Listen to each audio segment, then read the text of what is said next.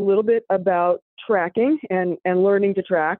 My goal in this presentation would be for all of you to learn something that you can take out and use more or less right away in your own yards. Although the snow conditions have not really been ideal for tracking. We had no snow for the longest period of time, and then we had almost too much snow, and then we got a crust on top of the snow, and now we're going to have bitter cold temperatures.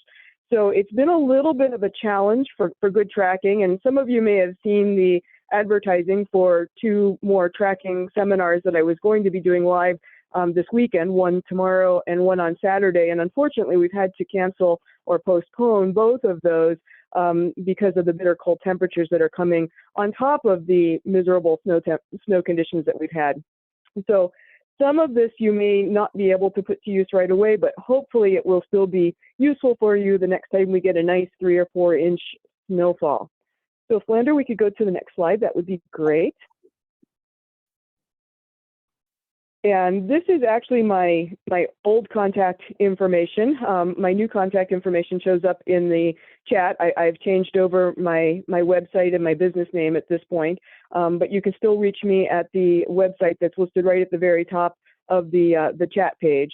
But as Lander mentioned, I'm a Maine guide. I'm a certified cyber tracker. For those of you that are seriously interested in learning more about tracking, looking up the Cyber Tracker program is really a great thing to do. It sounds kind of funky when you hear the name of it, but it actually started in Africa, where the Bushmen in Africa were taught to use internet-connected devices where they could actually log their tracks that they had seen, and a database was built. And through that database, the Cyber Tracker organization was able to actually certify which trackers were the best trackers. And that started in Africa, and it moved then into the United States, and now it's moving throughout Europe. And so it's basically an international organization that certifies levels of trackers. So you start out typically as non-certified, then you move into level 1, level 2, level 3, and then the Master Tracker is kind of the last certification level that they offer, at which point you start to get ready to become an instructor. And so if you're interested in learning, it's a really great organization. They've got a website where you can see all the meetings and things along those lines. So let's move on to the next slide. And I think this might be the slide that kind of highlights why we're all here. And we've already gotten a question in the chat kind of to this effect. You see something like this in the woods or in the snow, and you wonder what created it. It kind of piques your curiosity. It's a little different from some of the other tracks that maybe you've seen, or maybe you followed it for a ways and you're kind of wondering what the animal was doing when it laid down these tracks. And so that's kind of where it all starts, with that curiosity factor of, gee, who was this? And what were they doing? And from there, you're kind of off and running. But the problem is that many of us don't quite know where to start running when we see something like this, and it's a bit of a mystery. So if we could go on to the next slide, we're going to talk a little bit about where we start. And this is kind of where all of us started, at looking something and saying, what is it? But then the next steps come: the practice, the patience, and the careful observation, because most of the time you can unlock who did it and what they were doing at the time. It's not always possible, but often you can. But you've got to kind of take a step back, not make judgments too quickly, and actually really objectively look at what you're seeing, make observations not only of the tracks in the snow, but the environment around you, and kind of take all of your knowledge into consideration to figure out what our little wild friend was actually doing. So if we can move on to the next slide, we'll start that process just a little bit, and we're going to give you hopefully some of the tools to at least be able to get yourself started on that journey. You may not be able to totally solve the mysteries. You may find yourself seeking someone like me that has some tracking experience to send along some photos to. You may need some guidance along the way. All of us benefit from tracking together, but at least you'll be able to go out in your yard and maybe know who came by last night, which is great fun. So if we could go on to the next slide, we'll start with some of those tools. And the first step may seem to be really obvious, but you know what? You get so excited at learning to track that sometimes you overlook the obvious step. And that first step is look around. If you're tracking on the top of Mount Katahdin, you're probably not going to be adding river otters onto your likely list of species. You can put in or take out an awful lot of species just by looking around at the habitat, at the environment, knowing where you are and what's happening around you. And you can kind of shorten that list from all of the species that we see in Maine down to a handful of likely few. And then once we have that handful of potential species, then we start to use the features of the track and the trail to try to narrow that down then to who actually done it, so to speak. So if we can move on to the next picture, or next slide, I guess I should say. So likewise, if you're at a beach in southern Maine, you're probably not looking at marten tracks running along the beach. Now, there are some similar species that you might find on the beach, but if marten is top of head and you see the track and you immediately jump to marten, you're probably going to not be on the right track. And that's where staying objective is really important. It's easy to jump to what you want to see. So if we could go to that next slide, we'll kind of mention that. All of us often will go out to the field and say, gee, it would be really nice to see a fill in the blank. And so then, gosh, what's the first thing that you see when you look at the first tracks? You see whatever that species was that you wanted to see and not what's really there. We all do that in all aspects of our life. We look at any scenario and we synthesize it through our own lens, and we often see what we wanted to see or what we expected to see and not what's actually there. And tracking is one of those sports where it's super important to step back, take away all of your judgments, take away all of your other preconceived notions, and actually see what's really there, and then decide if what you at first thought it might be is making sense. I actually keep a notebook with me when I'm tracking, and what I do is I walk up to a track, and if something pops right into my head, like that's a raccoon, I'll write it down and then take it out of my head. So that thought's already on paper. And then I write down a list of everything that I'm seeing. And then I go back and reevaluate what I'm really seeing and decide, is that consistent with a raccoon or is that more consistent with something else?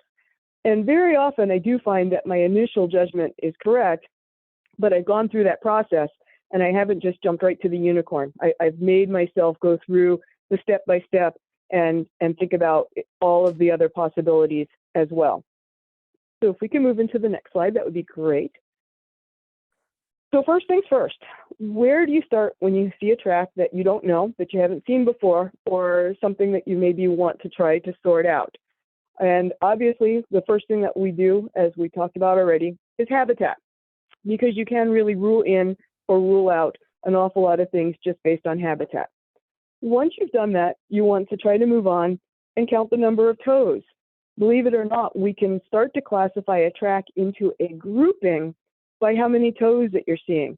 It may not be the major differentiating factor in that track. There may be other more obvious factors, but if you can go through and look at a number of different tracks, because tracks will look different. You may see 5 or 6 tracks and they may all look at just a tiny bit different based on snow conditions.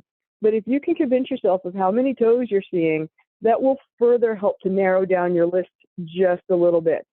A lot of people do like to use measurements of the track, and by track, I'm actually referring to each individual footprint. So one footprint is what we consider a track, although you'll also sometimes hear me with some species of animals, for example, squirrels, where we'll get 4 tracks all put together, and we'll talk a little bit about that.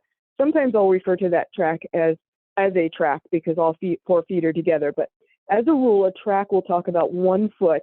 And so measuring, and when you measure your track, you want to actually measure the floor of the track. So the very bottom where the animal compacted the snow, because that'll be the most accurate. Sometimes, especially in deep snow, they'll kind of slide into the track just a little bit. And so the top of the track looks bigger than the bottom of the track.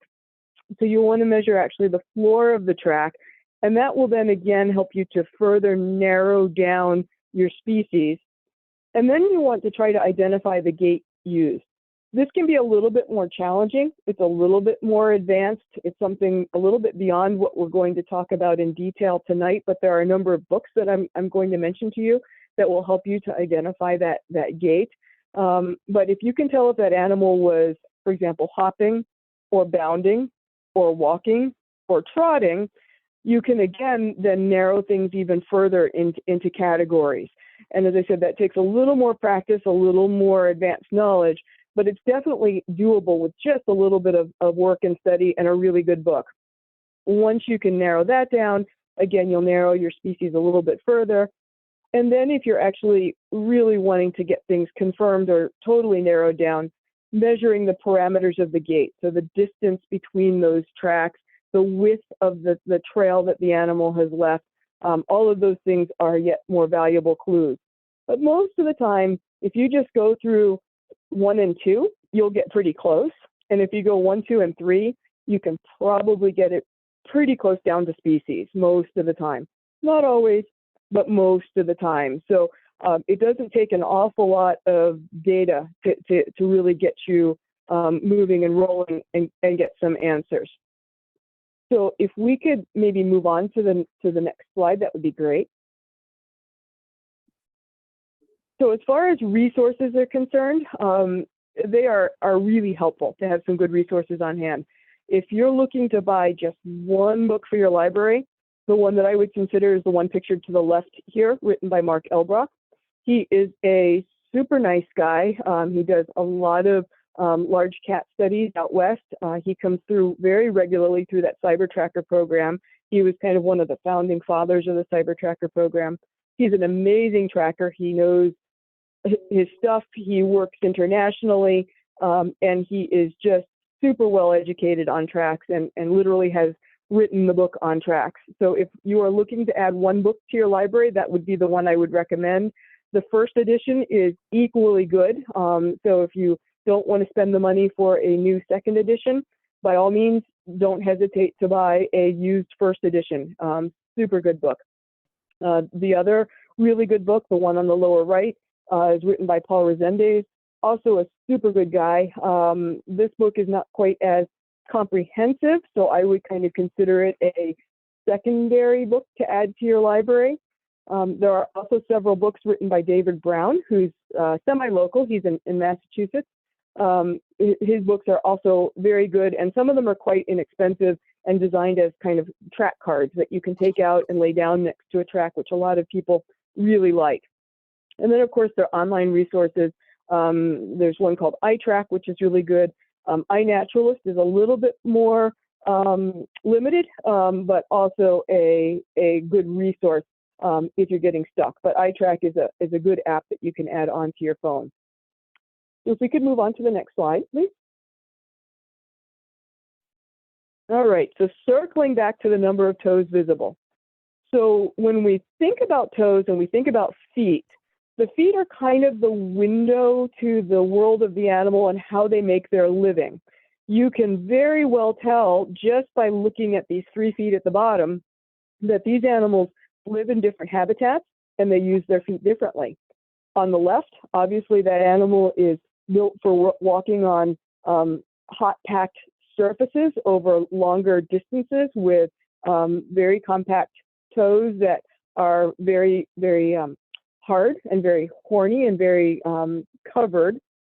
The animal in the middle obviously needs quiet and stealth with all of those pads there. That's designed to sneak up on things when you're trying to hunt and make your living by hunting down prey and ambushing prey. And then on the right, that animal obviously needs quite long claws for a reason, and the most likely reason there is going to be something along the lines of perhaps either digging or climbing. And so if you're looking at these feet, it gives you right off kind of a start on your identification by how that animal is making a living. Now, also looking at the number of toes will help you to put the animal into a category. Some animals will typically have only 4 visible toes. Some will only have 2. Some will have 5. And so then again, if you're looking at the number of toes visible, you'll be able to start to put your animal into a category. But you do want to look at multiple tracks because the original track may or may not be fully representative of how the animal moves, and it may have been an outlier. You know, it didn't put its weight down the same way, it hit a stick and it pulled back up again. So you want to kind of follow along the tracks and make sure that the number of toes you're looking at are consistent. Then you want to look at how the toes are arranged. Are they small and round, kind of like the guy in the middle? Are they long and skinny, like the one on the right? Do they all point in one direction? Are they inwards? Are they forwards? Do some go forwards and some go backwards? Remember that not only mammals have toes. So at certain times of year, we may be looking at reptiles and amphibians, although reptiles don't, well, yeah, they do have toes. Reptiles and amphibians, we may be looking at birds. So you're looking at a lot of different anatomy. And so noticing where those toes are pointed can help you to narrow down what category you're looking at. Are all the toes lined up? Are they in a nice straight line, or kind of like our paw in the middle? Are they in a kind of a C-shaped curve? All of those factors can be important in trying to identify down to your species. So if we can move on to the next slide, please.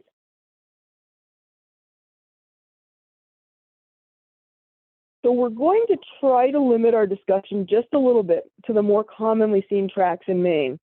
And we're going to briefly go through each one of these groups. And I don't want to bore you with all of the measurements and details and everything else. They're all listed on these slides. They're all in good books that you may have in your library or choose to purchase for your library.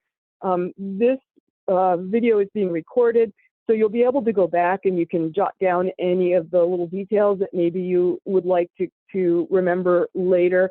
So I don't want to overwhelm you with detail. We're going to go through each species somewhat briefly, but I want you to have at least the information available to you while we talk about the highlights. So some of the more commonly species that we're going to see in Maine, from the cat family, we're very commonly looking at bobcats, but it's important to distinguish that from pet cats because those two overlap quite a bit, and it's easy to misidentify either a bobcat as a pet cat or a pet cat as a bobcat.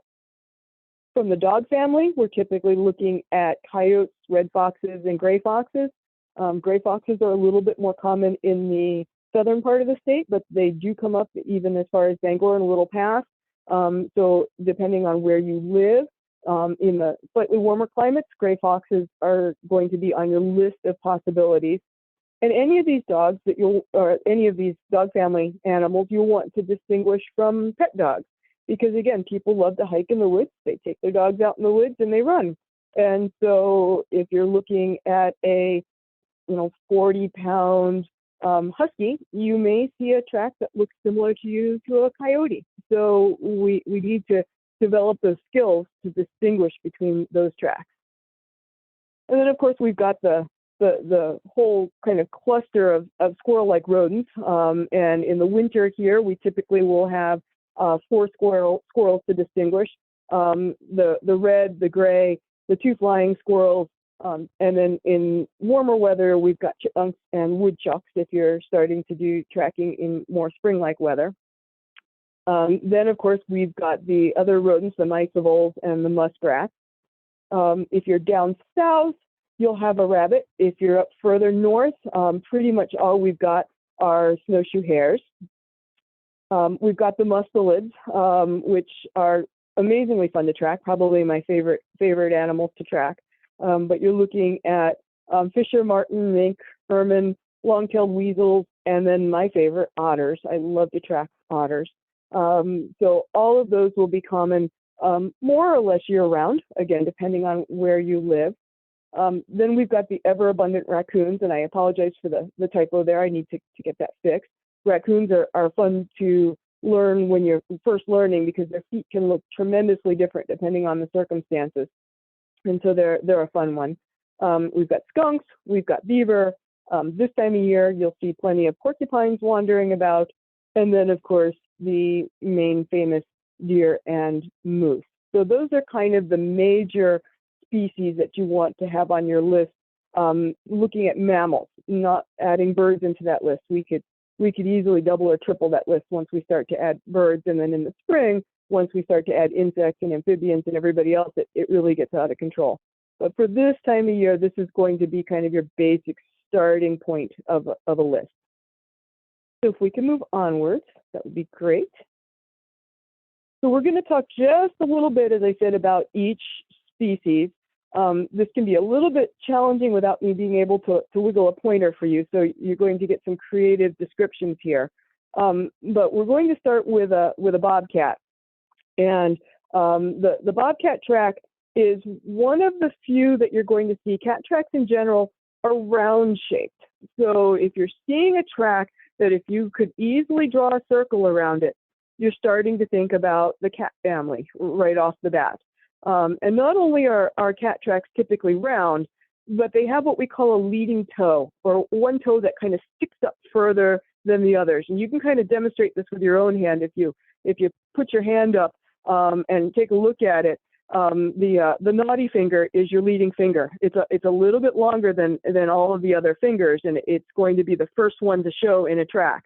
And if you look at these bobcat tracks here, you can see that in each track, there is one track that helps to kind of identify that it's a bobcat. It's out a little bit ahead of all of its other companions, and all of those toes form an arc, but one is just a little more arced than another. And once you start to get good at tracking, that toe will help you to determine which one is left and right. Because again, just like our hands, their paws are shaped very similarly, and so the leading toe will always be in the same position. So it helps you to distinguish left or right.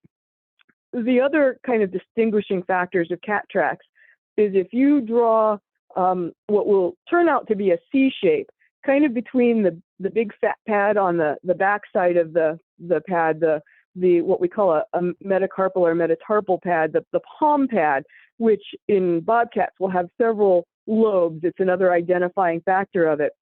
But it's the pad that's kind of below all of the toes. If you draw a line in that kind of negative space between that big fat pad and the toes, it will form a nice C. It's a good C shape, and C stands for cat. So if you are seeing a nice round track with that C shape between the toes and the pads, and especially if you've got a leading toe there, you can move right into cat category. And that leaves you with only a few options in the state of Maine, which is going to typically include house cats, bobcats, and then if you're really lucky, we're starting to look at lynx. And that's where your measurements are going to start to come into play. So, so once you get the cat, then we start to move towards measurements as well as habitat, and that will further help you to move into your exact species. So if we could move on to our next slide, that would be great. And as we talked about, bobcats, well, identifying these will help with, habitat will help with you to identify your species. So if you're out in the middle of woods, miles away from the nearest house, you're not necessarily thinking house cat, although it's not impossible. You're starting to think again more in the bobcat type category. They like to stay undercover, but they will move in the open. They like areas that I call rabbitat, or kind of really dense undercover stuff where they can do some hunting, but they will move between hunting areas using logging roads and trails as well. They're what we call perfect walkers, or direct step walkers, where the hind foot lands exactly on top of the front foot. And it's called a direct register because the hind and the front are registering as only one track. So you might see a track that actually represents 2 feet. And with a little practice, you'll be able to identify these direct register prints. And not to be misleading, but that picture on the lower left is not a representation of direct register walking. So I don't want to confuse anyone with that. But again, they like to walk. They tend to walk in this direct register pattern where you would expect to see 2 feet, but you're only seeing 1. And they will often move between hunting areas on roads and trails, but they really like to move about in this rabbitat, trying to flush some prey or find a spot where they can just kind of sit down and wait and ambush prey, because cats are the ultimate of ambush hunters. If we can move on to the next slide, that would be great. So we're going to talk a little bit about dog tracks. And now that we've kind of gotten some of the basics down, we'll move through the species a little faster. So I don't want you to think that you're going to be here till midnight while we do this with each and every species in the state of Maine. But coyote tracks are often confused with domestic dogs. And you need to take a little bit extra time to look at the track, but also what the animal is doing. Dogs, our pet dogs, have time and energy to waste. They don't have to look for their next meal. They know that the bowl of kibble is going to show up at 4 o'clock, regardless of what they do. So they're not really concerned with conserving energy, conserving their calories, with trying to really kind of be as efficient as possible. But coyotes don't have that luxury. They really do have to be careful as to how they use their energy. So dogs tend to meander all over around a trail. They're here, there, and everywhere. Whereas a coyote tends to have an agenda and will generally move in a pretty straight and direct fashion. Again, these are guidelines. They're not absolute rules. Certainly I've seen coyotes playing that make a huge mucky mess in the snow. And I've seen dogs that are on a mission that just run like you would expect a coyote to run. So it's a general starting point. As far as the track itself, dog tracks in general are generally egg-shaped. So if you remember, cats are round, dogs are egg-shaped. And so they're longer than they're wide or oblong in shape. They too tend to be direct register walkers, but they more commonly will move at a trot.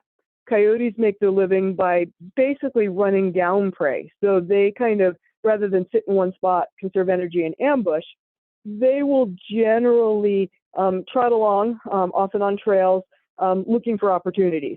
So they aren't as likely to just kind of hunker down like cats who have those big, fat, soft pads designed for quiet and ambush.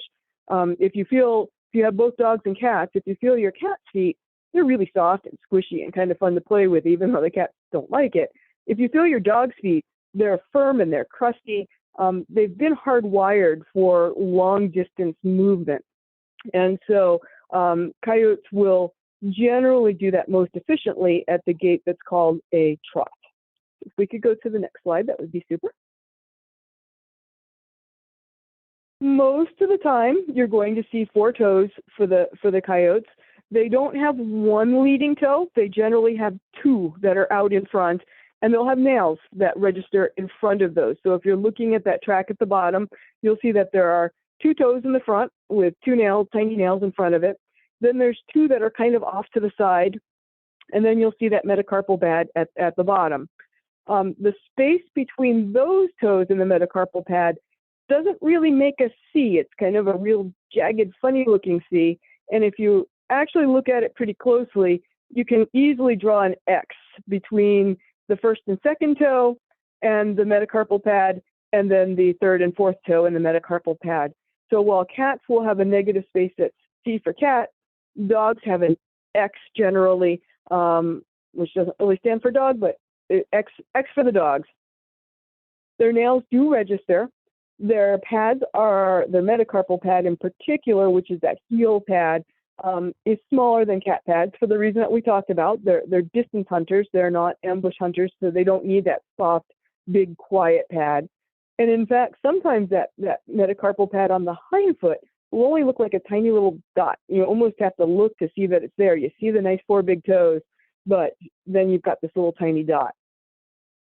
Often you'll see that social animals will travel in small groups, and you may be surprised because you may be trailing what looks for all the world like a single trail, but somebody out front is breaking trail just like you might for a friend on snowshoes, but everybody else is following along behind in those same tracks. So you may not see tracks from 4 animals because, again, they're looking to conserve energy. You may have one out front that's breaking trail, and then everybody else running right directly in that same trail. So eventually they may break out and you find out that there are 3 or 4 animals there. They spread out to hunt, which can be sometimes surprising if you think that you're following a single animal. These guys are usually confident. They'll travel out in the open, but most importantly, they're going to move to where they can easily find food.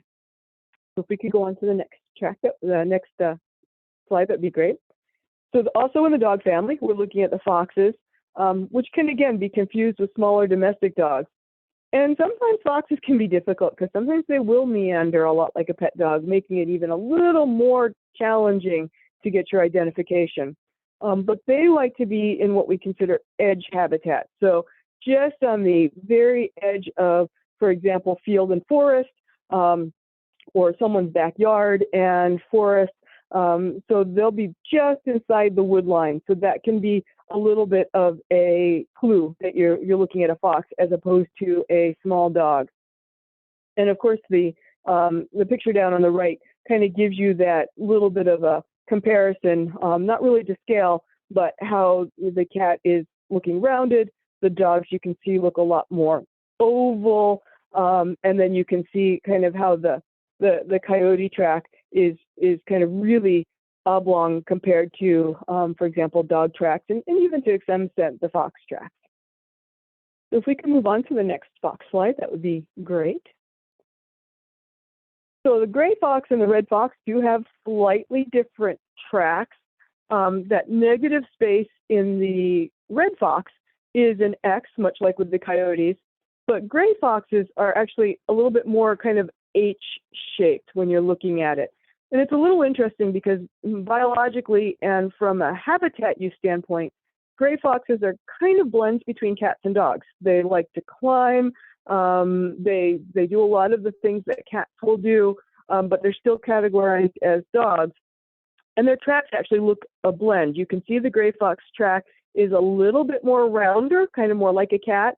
And they don't have that clear C, but that H shape is kind of a mishmash of the X of the dog and the C of the cat. So it's a little bit interesting. They do like to use trails, especially in the deep snow. Gray foxes usually travel alone, and they travel in what we consider a straddle trot, which is, again, moving into that slightly more advanced gait. But it's based kind of on the size of their legs. They've got short little legs. And so whereas red foxes will travel in a side trot where they kind of, you might have seen your pet dogs do this, kind of kick their butt out to the side while they're running, and all of the hind tracks appear kind of to the left or the right of what we would consider the midline of the track.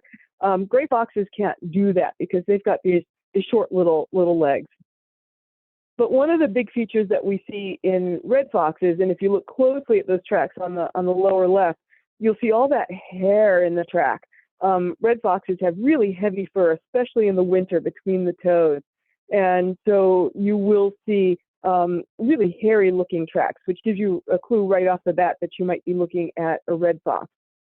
And what you'll often see is a chevron. So if you're looking at the lower left picture and you look at the track on the right, you could almost see kind of a straight bar behind the four toes.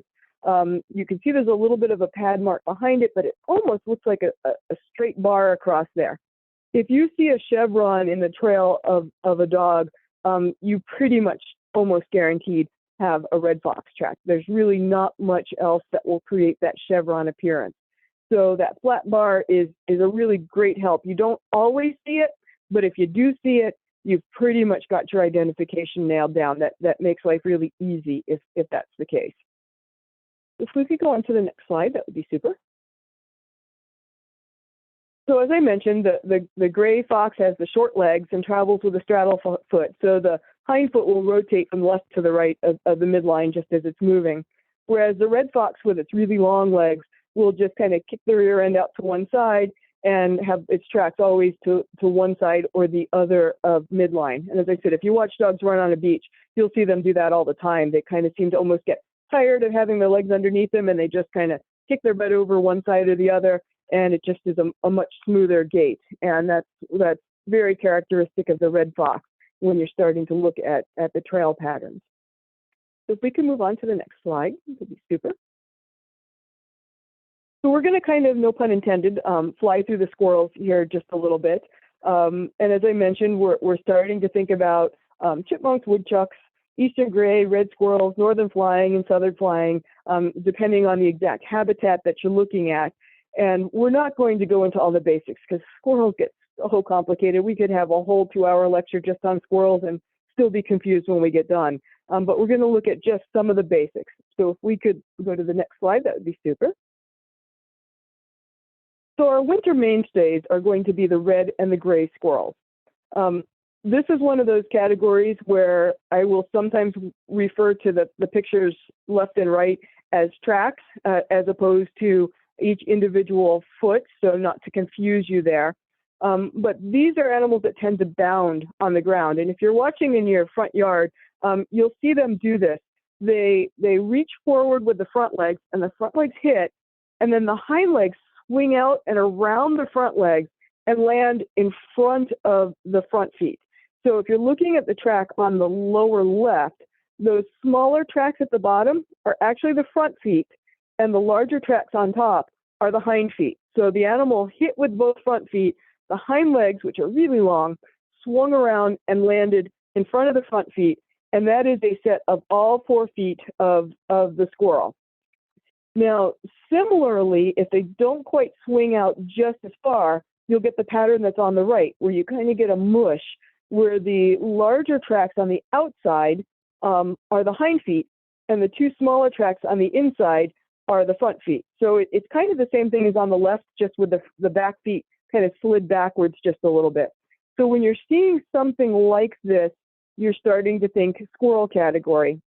And what we'll often do to try to distinguish between red and gray, because there is some overlap there, is we'll actually measure from the outer toe of the left hind foot to the outer toe of the right hind foot. So across that whole lump of toes and feet in there. And that gives you what we call the trail width, or the width of the distance between the outer edge of each hind foot. And that's where we can most easily identify between gray and red, because as you can see, even though there's some overlap, the gray squirrels go all the way up to 6 inches, whereas the red squirrels cap off at just a little over 4 1/4. And so if you've got a really small gray squirrel, it may still fall into this category, or if you've got a really huge red squirrel, it may overlap again a little bit. But that's really the easiest trick to quickly determine between red and grays. And again, if you have these guys bounding through your yard on some fresh snow, going out to your bird feeder, go right out and check it out, because that's a really great way, because you saw who did it, to learn your squirrel tracks, because they can be pretty challenging. Let's move on to the next slide if we could. So we're going to talk just a little bit about mice and voles. We're not seeing a lot of mice and vole tracks right now because we've got this big, deep layer of snow and what we call the subnivean layer. So we've got a layer between kind of the crust on top and the crust on the bottom that's all nice, soft snow in the middle. And luckily for them, the mice and voles can get down into that softer layer of snow and just tunnel right through it. And they're basically invisible to most of their major predators. So owls, foxes, birds of prey, all of those guys have to rely then on hearing the animal and not seeing the animal to eat it. So unfortunately right now, it's a little bit challenging to see mice and vole trails. But I do see a lot of them when we've got thinner snow, and when the snow starts to melt, it'll be really cool because you'll get to see these trails like are on the lower right. And that tends to be indication that a vole was there. And sometimes you can find little latrines where the vole went to the bathroom. And it's great fun to explore these as the snow starts to melt. So when you see that, start checking out your yard. But especially with the mice when they run, what you'll see is kind of what's on the lower left. And what you can see there is what looks from here as 2 tracks, one on either side, and a little line going right down through the middle. That line is actually the tail smack. So when the mouse was bounding through that, running on top of the snow, the tail will drag or slap behind them, leaving that trail. So because voles have little tiny tails, as soon as you're seeing that, you know you're starting to move more into the mouse category and out of the vole category. So if we can move to the next slide, that would be super. Snowshoe hare. These are fun. They're the great imitator. They can be extremely challenging to conclusively identify because under differing conditions, they can look like bobcats, they can look like fishers, they can look like otters. So they're a lot of fun. But their feet are very furry, and depending on the snow conditions, they can spread or contract those rear feet to basically any distance that they want. So that will make it look very different in different conditions. In deep snow, it'll usually be really wide and fat. In thin snow, it'll be a lot thinner. So it's a kind of a fun one. But they, like the squirrels, do bound. So on the right, those two little tracks that you're seeing in the front, those are the front feet. And then the big ones are where the hind feet swung around and landed in front of those little feet. And so they move, again, very much like the squirrels do. So they will sometimes follow really obvious runs and pack down the snow really well. And they generally will create their own trails rather than follow trails, because remember, the coyotes and the bobcats are often walking along the trails, and the last thing a snowshoe hare would like to run into is a bobcat or a coyote. So they're going to kind of create their own paths through the woods. If we could move on to the next slide, that would be super. Fisher and marten, we're starting to move into kind of the weasel categories. And the weasels have 5 toes in a pretty steeply curved arc, as you see on the left. They will often move in what we call a modified bound or a lope. And what you're seeing on the right-hand side is kind of a really classic weasel lope, where you get 1, 2, 3, 4, then a gap, 1, 2, 3, 4, and a gap, 1, 2, 3, 4. If you're seeing something like this is very classic for weasels. Sometimes you'll also see, especially in deep snow, you'll see either just 3 tracks in a similar pattern. Sometimes you'll just see what looks like 1 track, where all 4 feet were landing in basically the same spot and then taking off again. So they can be very variable in what they do. They'll move in the open, but they generally won't cross large fields. There are a lot of overlap in size with the weasels, so that can make things a little more challenging. And then, of course, they also do silly things like climb, jump down. You'll find body prints in the snow. They disappear into holes. They're very erratic. They go left, they go right, they go up, they go down, which makes them a thorough challenge to track. I was tracking a mink earlier today who was just all over the place, up, down, in the water, out of the water, just totally crazy, which, again, makes them an awful lot of fun. So if we could move on to the next. So the smaller weasels, the minks, the ermine, the long-tailed weasels, will similarly have very erratic exploratory movement. They can climb, they'll go into fallen trees, they'll go into crevices. Sometimes you'll see the tracks go into the water, and then eventually they'll come out somewhere else. Generally, they're solitary, other than breeding and mating season. They'll usually move along in a lope, but sometimes you will see them stop and actually walk when they explore.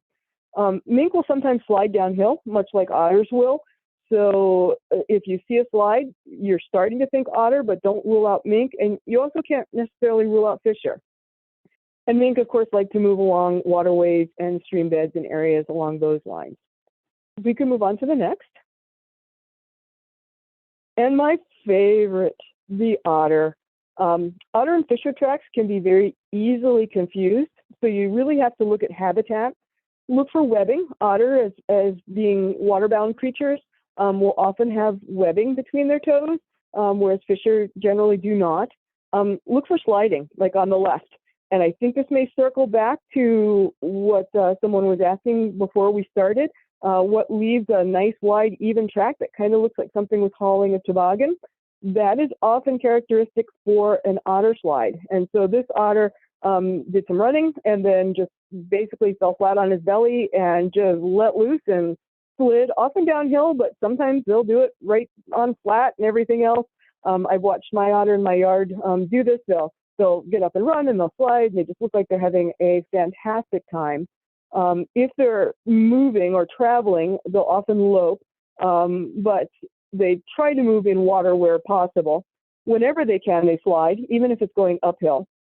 And they'll often be social, so you'll see multiple sets of tracks present. So you can see in the picture on the left that we had one otter sliding, and we had somebody else running right in his slide because they weren't quite ready to slide. And they may form runs in between their favorite waterways. But as you can see on the tracks on the right, you can see both otters and mink going all different directions, which is really kind of typical of these guys. So if we could move to the next slide, that would be super. Raccoons and skunks. Here's an example of where you have two animals that look tremendously different, But if you look at their tracks on the lower left and lower right, the tracks are actually kind of similar. Raccoons have a very distinct pattern of walking, and if you look in the lower left, this is their typical gait, which is called an overstep walk.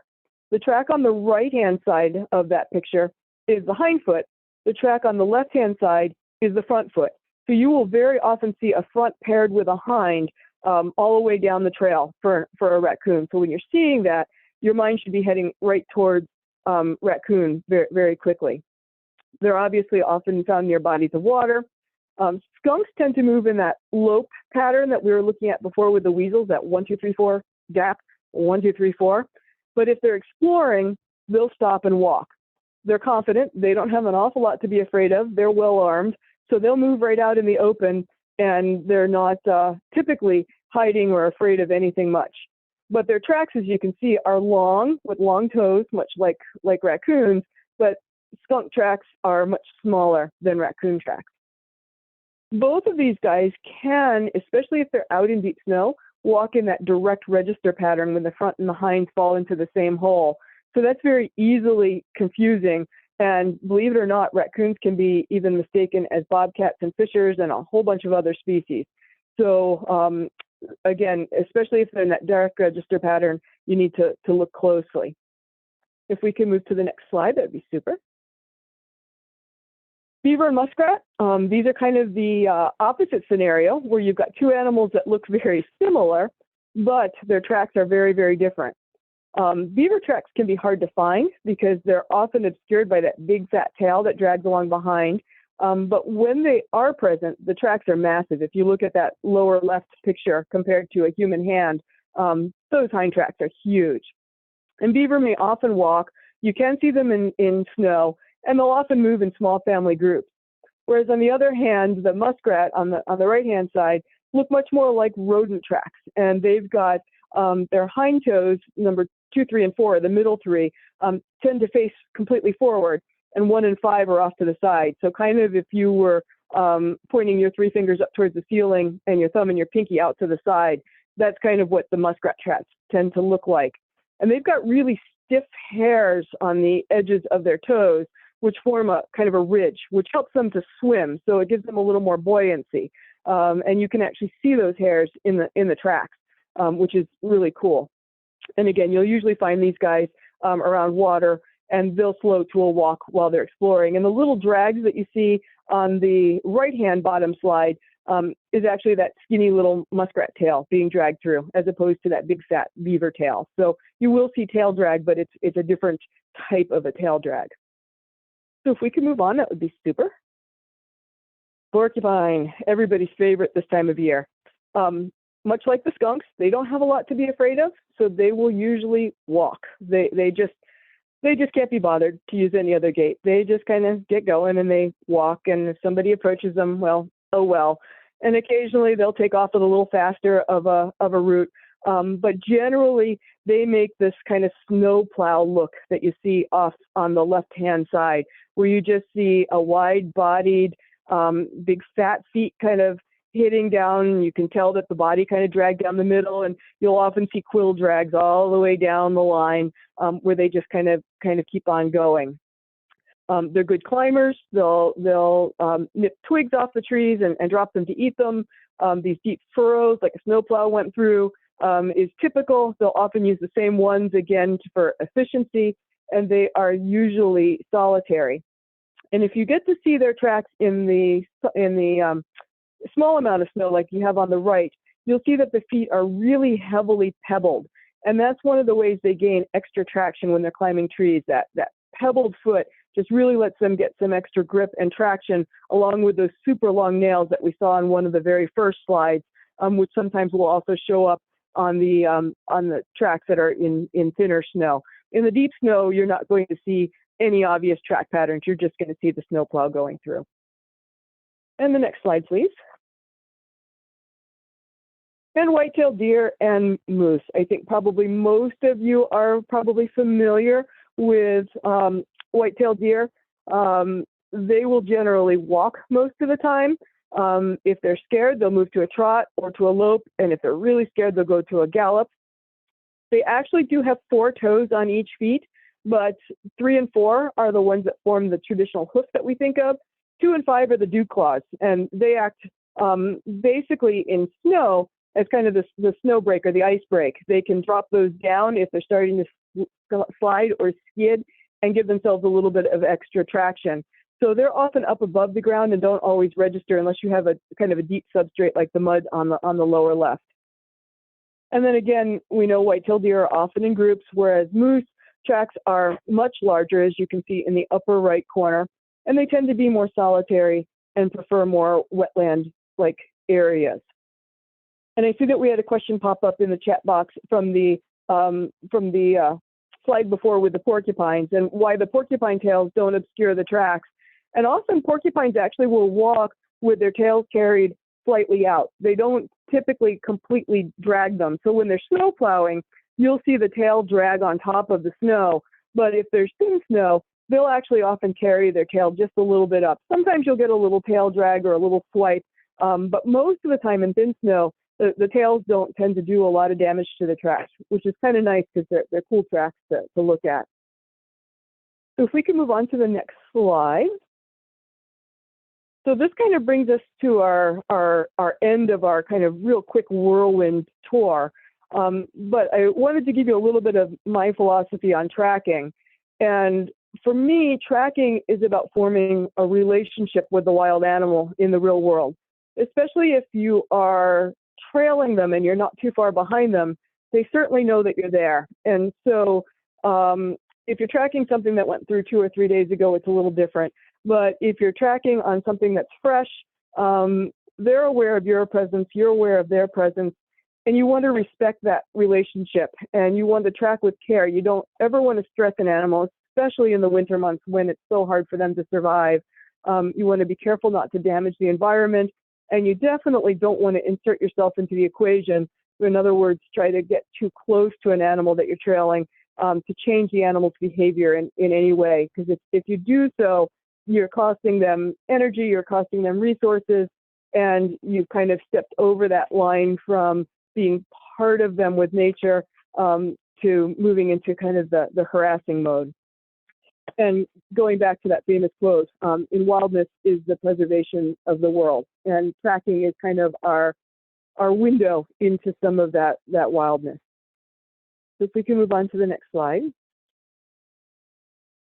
I appreciate everyone coming. I hope you learned something that you can use right off the bat. And if anybody has any questions and they want to send anything out into the chat box, I think we've got about 3 or 4 minutes here that we can answer a few questions, or if everybody wants to run off and bundle up and stoke up the wood stove before the oncoming chill, we certainly understand, but I hope that you've learned some tonight. Sandra, that was so wonderful, and I can't wait to use my new knowledge that I got from you tonight after the deep freeze. Hopefully we'll have some good snow for that. Absolutely. And lots of thank yous coming in for enjoying your presentation. I'm glad people liked it, and hopefully it'll inspire everyone to bundle up and go tracking in the morning before we plunge into a deep freeze. Yes.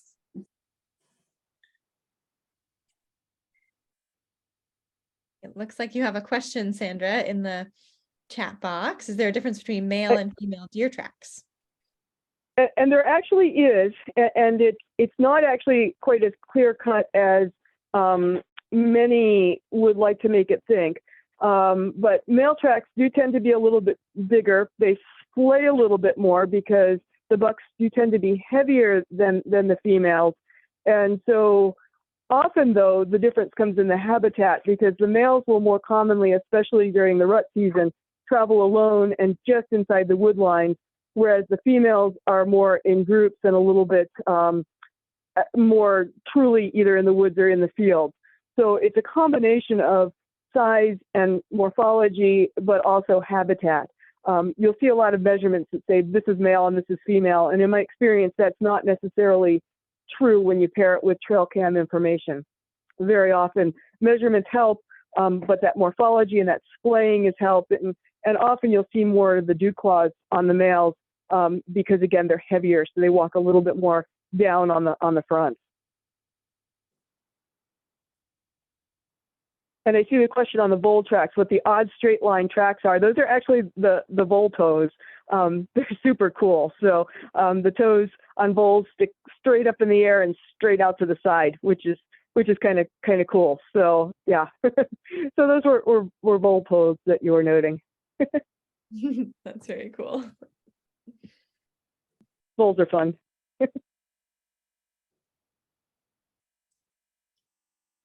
And Sandra, were all those photographs your photographs? Those were not all my photographs. No, I wish I could say that they were. I pirated many of those from friends and from friends' websites. I hope to redo it at some point with all my own photos, but searching through my database, I had a hard drive crash, and so I have some 180,000 photos that have no titles left with them. So searching through my database has just not been top priority lately, but I hope to get that done soon. Well, thank you. Your photos are beautiful. I know the certain ones that were yours, and I definitely admire them. Well, thank you, and yeah, anybody's welcome to pop over to my website that was in the chat box if they want to see more true photography as opposed to track photography. Right. And if your programs get rescheduled, Sandra, let us know and we'll share that information. I sure will, and hopefully we'll get a little warmer weather and maybe 3 or 4 inches of fresh snow on top of a packed base, and we'll jump all over it if we do. Mm-hmm. That sounds great. Definitely. Awesome. Well, we really appreciate you coming on tonight, Sandra, and the internet seemed to hold really well. The presentation went so smoothly. So thank you again for sharing tonight. Super. Well, thank you for having me, and I'm glad that we had a good group of people, and yeah, hopefully we'll all get to go do some tracking soon. Yes. Yes, absolutely. That sounds good. Yeah, thank you. All. Yes. Super. Well, thank you so much. Stay Bye, warm, Sandra. everybody. Bye. Bye, everybody. Have a good night. Good night.